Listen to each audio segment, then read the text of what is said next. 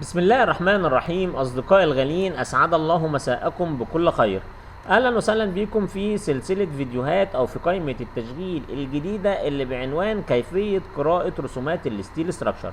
كنا اتكلمنا في الفيديو اللي فات او في بارت واحد على شكل القطاع، تمام، او العمود الرئيسي، وعرفنا ان هو بيلت اب سيكشن، واتكلمنا في كل التفاصيل اللي تخصه من حيث سمك الفلانشات والوبات، وكمان الدبس بتاع الوب، وكمان العرض بتاع الفلانشه، وكمان عرفنا محتويات البيز بليت بكل تفاصيلها، وكمان الكابوني اللي تحت البيز بليت واتكلمنا عنهم بالتفصيل. وكنا اتفقنا ان احنا ان شاء الله هيتم شرح العمود ده واحنا ماشيين من الشمال الى اليمين. واحنا ماشيين من الشمال لليمين اتكلمنا على البيز بليت. تعالوا بقى نتكلم في القصة التانية اللي هي تخص ايه بقى؟ العلامة اللي باينة قدام حضراتكم دلوقتي على الشاشة، اللي هي يا جماعة عاملة زي المثلث المقلوب. العلامة دي يا جماعة بيقول لك فيها ان انت هتحط الهارد ستامب في المكان ده على العمود. طب ايه هو الهارد ستامب؟ قال لك والله الهارد ستامب ده يا جماعة هو التفاصيل بتاعة العمود من حيث الكود بتاعه او الايتم بتاعه. وعرفنا في الفيديو اللي فات ان الايتم بتاع العمود ده او كود العمود ده هنسميه اللي هو السي 1001، او ممكن تحط الكود ده كله. الكود ده كله يا جماعه لازم يتحط على الهارد ستامب في العلامه اللي اتكلمنا عليها، اللي هي واضحه قدام حضراتكم دلوقتي على الشاشه، اللي هي المثلث المقلوب. وكمان هتحط اللي هو الهيت نمبر. تمام كده؟ تمام. طيب لو مشينا من الشمال لليمين، اول حاجه هتقابلنا اللي هو العصب ده او الاستفنر ده. طيب عشان نعرف مواصفات الاستفنر ده قال لك والله لازم نعرف رقمه. طب الرقم بتاعه ايه؟ قال لك الدبليو بي 390. طيب عشان نعرف مواصفاته هنجري جري على الجدول ونروح نشوف اللي هو الدبليو بي 390. الدبليو بي 390 اهوت يا جماعه ظهر قدام حضراتكم دلوقتي على الشاشه. بيقول ايه بقى؟ بيقول ان هو عباره عن استفنر التخانه بتاعته 10 مللي والعرض بتاعه 29 مللي. وطالما بقى يا جماعه العرض بتاعه 29 سنتي، طالما العرض بتاعه 290 مللي، يبقى هو كده هيبقى على شفه الفلانشه بالظبط، تمام، وواخد العرض بتاع واخد نص العرض بتاع الفلانشه. لان زي ما احنا عارفين ان عرض العمود عرض الفلانشه 600 او 60 سنتي، هنشيل منها اللي هو ال20، هيتبقى اللي هو 29 سنتي يمين وشمال، يبقى العصب ده هيركب على الحرف بالظبط. طيب الطول بتاعه كام؟ قال لك الطول بتاعه 54 سنتي زي ما هو واضح قدام حضراتكم دلوقتي على الشاشه. وطالما 54 سنتي يبقى هو هياخد عرض الويب بالكامل، لان عرض الويب زي ما اتفقنا اللي هو 54 سنتي، لان الدبس بتاع الكاميرا كامل اللي هو ال 600، و600 ناقص ال 540 هيتفضل معانا اللي هو 60 سنتي، اللي هو ال 3 سنتي فوق وال 3 سنتي تحت بتاع الفلانشات. طيب العدد بتاع العصب ده كام؟ اللي هو 390. قال لك العدد بتاعه يا جماعه هو 6 اعصاب، وطبعا مديك الوزن بتاع كل عنصر. طب الست اعصاب دول هيركبوا فين؟ تعالى بقى ما نشوف مع بعض. نرجع تاني للرسمه بتاعنا. ادي اول عصب يا جماعه 390، ولقينا جنبه كلمه بي اس. وركزوا بقى معايا يا جماعه، لان كلمه بي اس دي مهمه جدا جدا، وتعني اللي هي البوث سايد. يعني بقول لك العصب ده 390 هيركب على الجنبين. طب مين اللي قال؟ قال لك اهوت. لو طلعنا للمسقط اللي هو السفلي هنلاقيه موضح العصبين اهوت، ولو طلعنا نزلنا للمسقط اللي هو الافقي البلان ادى العصبين. طيب العصب الاولاني اللي هو 390 كده احنا معانا 2. طب فين الاربعه التانيين؟ قال لك لو مشينا شويه اهوت شويه هنلاقي 390 وبرده راكب في البوث سايد، يبقى احنا كده معانا 4، فاضل 2. لو مشينا مش هنلاقي 390 ده خالص، مش هنلاقيه على الجنب الثاني اهوت على الناحيه الثانيه اللي هو 390 بي اس وراجب في الجنبين. يبقى احنا كده فعلا عرفنا العدد بتاع الاعصاب دي. العصب ده اللي هو 390 عدده 6، وعرفنا راكبين فين بالظبط. طيب على انهي مسافه؟ نرجع تاني. لو رجعنا تاني على العصب الاولاني 390 هتلاقيه راكب على مسافه كام بقى؟ على مسافه 2500 مللي او 2 متر ونص من البيز بليت. وخلي بالكم بقى يا جماعه من البيز بليت ده يا جماعه اللي هي النقطه الداخليه من عند الفلانشه من جوه، اللي هي نقطه الزيرو. وخلي بالكم لان الحاجه دي مهمه جدا جدا، انك لازم تشتغل من نقطه الزيرو، والحاجه دي مهمه جدا لكل البرادين وكل مهندسين الانتاج وكل مهندسين الجوده. لما يجي يراجع من نقطه الصفر، لما يحط المتر على نقطه الصفر يبقى العصب ال 390 ده هيركب على 2 متر ونص. طيب الاثنين اللي بعديهم قال لك هيركبوا على مسافه برضو 2 متر ونص من العصب الاولاني، بس المسافه ده يا جماعه انا بفضل تمام اني ما استخدمش المسافات البينيه. ليه المسافات البينيه؟ لان العصب الاولاني ده اللي هو واضح قدام حضراتكم دلوقتي على الشاشه اللي هو ده، لو ركب غلط، لو في مثلا سنتي 2 سنتي وانا نسبت العصب الثاني اللي هو راكب على 2 متر ونص من العصب الاولاني، ولو في خطا 2 سنتي 3 سنتي او سنتي، الترحيل ده هيسمع في كل الاعصاب اللي بتركب بعد كده. فزي القاعده اللي بتقول لك ما بني على باطل فهو باطل، لان العصب ده اصلا في الاصل مش راكب على 2 متر ونص، لا ده راكب ممكن يكون راكب على 2 متر 52. فلو خدت العصب اللي بعده وركبته 2 متر ونص يبقى تاكد تماما ان هو غلط.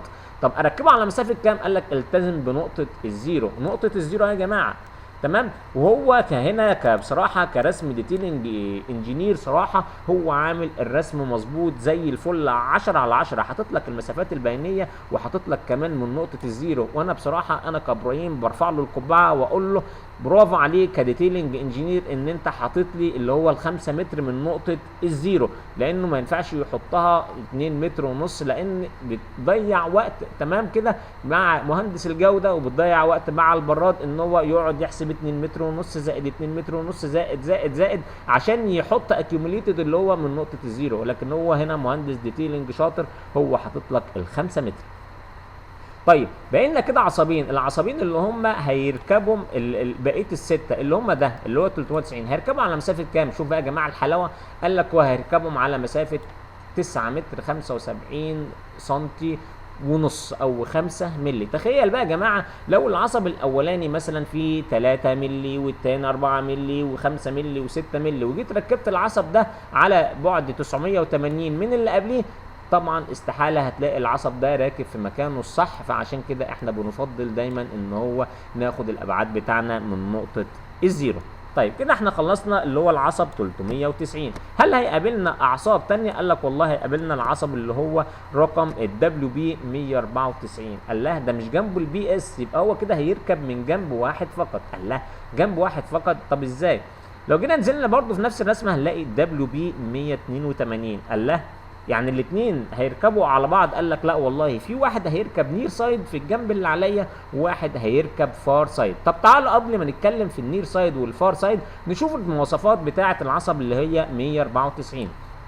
لو جينا رحنا للجدول بتاعنا هنلاقي ال 194 اهوت يا جماعه عصب بقى مواصفاته كام؟ قال لك المواصفات بتاعته عصب 20 مللي في عرضه 290 في الطول بتاعه 54، نفس العصب اللي قبله اللي هو 390. مطلوب منه كام؟ قال لك مطلوب منه 3. طب ما تيجي نشوف الثلاثه دول هيركبوا فين؟ لو رجعنا للرسمه الاصليه بتاعنا اللي هي بالشكل ده اللي هي ال 194 هنلاقي عصب راكب اهوت، بس هيركب على النير سايد ولا الفار سايد؟ احنا اتفقنا ان هو عرضه 29، وطالما عرضه 29 هيبقى ماسس الفلانشه، يبقى هو هيركب فين؟ قال لك والله لو نزلنا في المسقط اللي تحت هنلاقيه هيركب في الجانب اللي هو الفار سايد. طب ليه الفار سايد يا جماعه؟ قال لك والله لان الكاميرا اللي هي واضحه قدام حضراتكم دلوقتي على الشاشه راكبه من فوق، ولما بص من فوق لقى الكاميرا دي الخطوط بتاعها متصله، يبقى المسقط ده هو باصص منين دلوقتي؟ من فوق، وطالما هو باصص من فوق يبقى ده العصب بتاعنا اللي هو ده اللي هو ال 194. وزي ما اتفقنا ان هو هيبقى بحذا الفلانشه بالظبط اللي هي الجزئيه ده يا جماعه، حذا الفلانشه بالظبط. يبقى ال 194 يا جماعه هيركب فين بقى؟ قال لك هيركب في الفار سايد. طب ال 182 تعالوا ما نشوف ابعاده الاول. ال 182 لو جينا نشوف ابعاده هنلاقي الابعاد بتاعته، هنطلع للجدول اللي هو ال 182 هنلاقي عصب 20 مللي في كام بقى؟ في عرض 54 سم، معنى كده ان هو هيبقى بارز عن الفلانشه مظبوط، والارتفاع بتاعه كام؟ 540، والعدد بتاعه واحد، يبقى يعني في الكاميرا دي هيركب عصب واحد فقط. طب تعالوا ما نشوف اهوت، يبقى لو جينا شفنا العصب 182 في المسقط اللي تحت اهوت اللي هو ده يا جماعه الجزء ده، يبقى العصب ده يا جماعه هيركب دلوقتي في انهي جنب؟ قال لك والله هيركب على النير سايد. تمام كده؟ تمام كده مظبوط. طيب ال 194 احنا قلنا منه 3 وفي واحد اهوت. طيب الاثنين التانيين فين؟ والله لو جينا مشينا هنلاقي التاني اهوت ال 194 التاني اهو. طيب لو جينا مشينا المفروض هنلاقي التالت بتاعه. التالت فين؟ التالت احنا كده طلعنا ما هو كده 3. ما هو العصب ده يا جماعه، العصب ده بي اس اللي هو البوث سايد يبقى 1 و1، الناحيه الثانيه يبقى كده 2، والعصب الاولاني اللي هو اتفقنا اللي هو هيركب فين بقى؟ اللي هو هيركب في الفار سايد يبقى كده 3. طيب المسافات بتاعهم قد ايه؟ لو جينا نزلنا يا جماعه اهوت نشوف العصب ده المسافات بتاعته، قال لك الله مدينا النقطه جميله قوي اللي هي كام بقى؟ 7 متر و2 سم ونص. منين بقى؟ قال لك مديها لك من نقطه الزيرو اللي هو العصب بتاعنا ده يا جماعه اللي هو الفار سايد اللي هو ده هيركب على مسافة 7 متر و2 سم ونص. طب العصب الثاني اللي هو 182 قال لك برضه هيركب على استقامته تمام كده، وهيبقى كام بقى؟ هيبقى برضه على 7 متر و2 سم ونص. تمام يبقى كده احنا خلصنا العصب اللي هو التاني اللي هو بتاعنا اللي هو 194. طيب لو جينا مشينا كده نشوف بقيه الاعصاب بتاعنا تمام كده، نشوف الدنيا ماشيه ازاي. لو جينا بصينا هنلاقي عصب اهوت الدبليو بي 181. طيب مواصفاته ايه ده يا جماعه؟ قال لك المواصفات بتاعته هنطلع نجيبها من الجدول. ال 181 قال لك اهوت يا جماعه ال 181 عباره عن عصب تمام كده.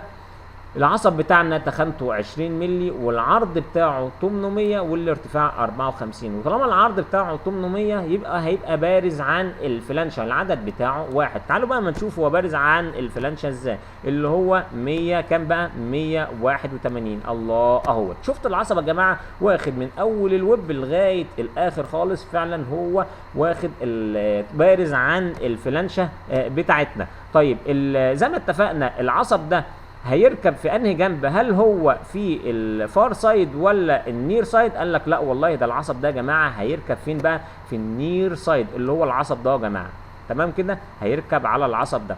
طيب على على الفلانشه بتاعتنا دي في اللي هو الوضع النير سايد. يبقى احنا كده خلصنا العصب اللي هو الثاني بتاعنا. طيب لو جينا مشينا هل هنلاقي اعصاب ثانيه او ستيفنر ثانيه؟ تعالوا ما نشوف واحنا ماشيين. احنا كده خلصنا العصب ده وخلصنا العصب اللي هو ال 194. تعالوا بقى نخش على ال 390 خلصناه. واحنا ماشيين برضو قابلنا حاجه ثانيه مهمه اللي هو العصب ايه بقى؟ اللي هو العصب الساده ده اللي هو ال 526. طب ال 526 ده يا جماعه ايه نظامه؟ قال لك والله برضو هنطلع للرسمه فوق تمام ونشوف الجدول. 526 قال لك عصب 15 مللي، العرض بتاعه 29 يعني هيكون مساوي للفلانشه، والمطلوب منه عدد 2 وارتفاع 54. طب تعالوا ما نشوفهم الاثنين دول فين. قال لك ال 526 اهوت بوث سايد، يبقى هو كده هيركب اهوت بوث سايد.